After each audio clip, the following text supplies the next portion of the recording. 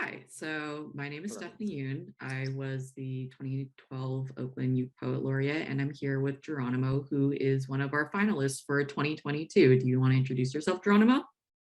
Sure. I'm Geronimo Valenzuela. I am a 2022 Oakland Youth Poet Laureate finalist, and I go to Oakland Tech. Nice, nice. Um, where should we go from here? Yeah, why don't you tell me a little bit about yourself too, just like your life, poetry, kind of like what is your quick, like 1 minute bio? Okay. I've lived in Oakland pretty much my whole life. Haven't ever really moved. Mhm. That's nice. I'm prop master for Tech's theater program, and I'm really enjoying that. I have a dog. He's very dumb. People say that, but this man has no thoughts in his head. I have a little sister. She's not super confrontational, unlike me, and that serves her pretty well. Um, I have a cousin who goes to Ojai. Um, I'm Mexican American on my dad's side, and North Indian on my mom's side. My dad does construction and my mom does dentistry. Cool. Well, I feel like I just learned so much about you. Thank you for sharing all of that on the fly. Why don't we talk a little bit about poetry? When did you start writing and why do you like to write? Uh, I mean, I haven't ever really written consistently over a period of time, but just based off of the way my mind works, uh, apparently, especially when I was little, had a habit in speaking like really grand terms. I also read a lot of fantasy books, so that did not help. So I guess kind of just the poetry units they make you do in school, and then uh, there was some like contest thing uh, sophomore year, which was over Zoom. So I decided, why not, right? And I'd been writing the occasional thing because I just figured, oh, that's a fun collection of words, and a couple things led to a couple other things, and now I'm here. Cool. How would you describe your writing Oh, and yeah. why do you like writing? For me, being understood, uh, it by people I've been told is a bit difficult just due to speech patterns and I guess poor grasp of social cues. So I guess right to be understood and right to get that like connection pressure out. Mm, And I think, or at least I hope my style reflects that and where I live. yeah.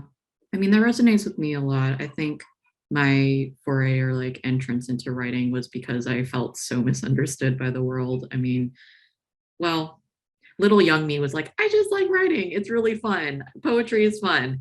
But when I was a teen, and then also when I came into the Oakland Youth Poet Laureate, I had been in some years where I was like, life was just hard.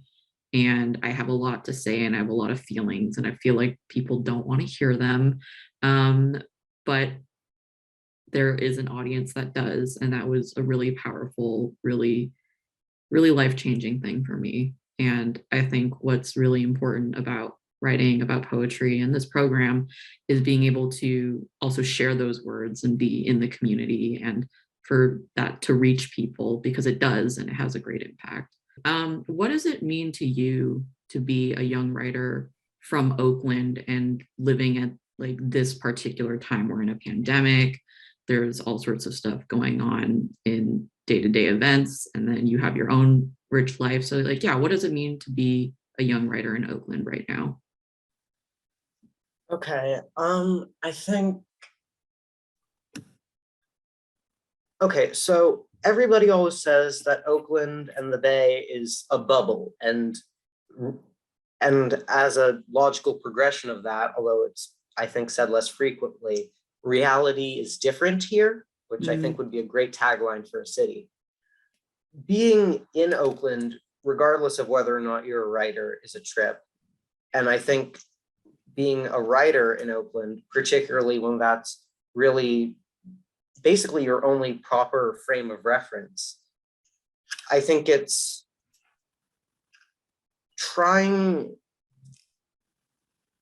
a lot of it's trying to figure out how you fit in with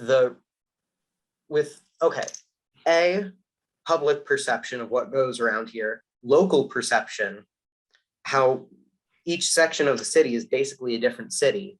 And then the reality of where you fit into that, where you want to fit into that, and where you realistically and where you think you do, which is a really roundabout way of saying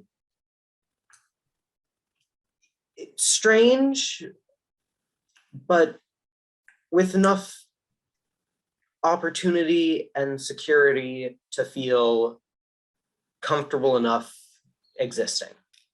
That's one way to put it for sure. I'm still like sitting with that answer because I think you're right. Like Oakland is so rich and diverse, and it is a trip. I don't live in Oakland anymore at the moment, and I miss it a lot. But yeah, there's always so much going on, both good and bad, but I'd like to think mostly good. Like there's a lot of heart in our city. And yeah, I guess to wrap up this conversation, is there anything else about yourself or anything else that you want to say that you just want people to know?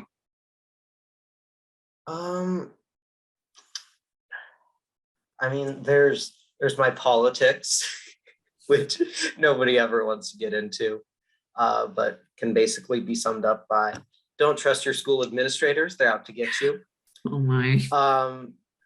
But beyond that, I don't really have all that much. I think living here definitely teaches you that education is by no means just academic. I was talking to my dad the other day about how, like, I guess out of school, like, I guess rankings for what they like, some number scale or something for what schools offer.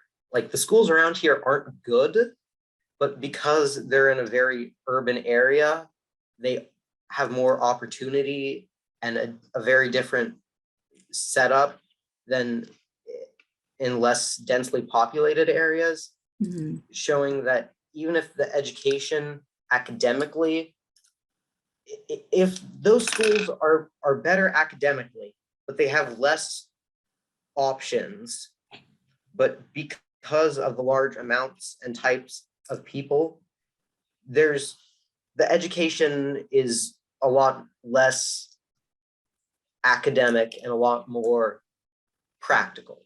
And I think that's really just an advantage. Yeah. I think I can relate to that. I think I and my peers and anybody that comes out of Oakland and Oakland Public School can attest to that. Well, thank you so much for your time. It's really fun just getting to know all of you and chat a little bit. Same.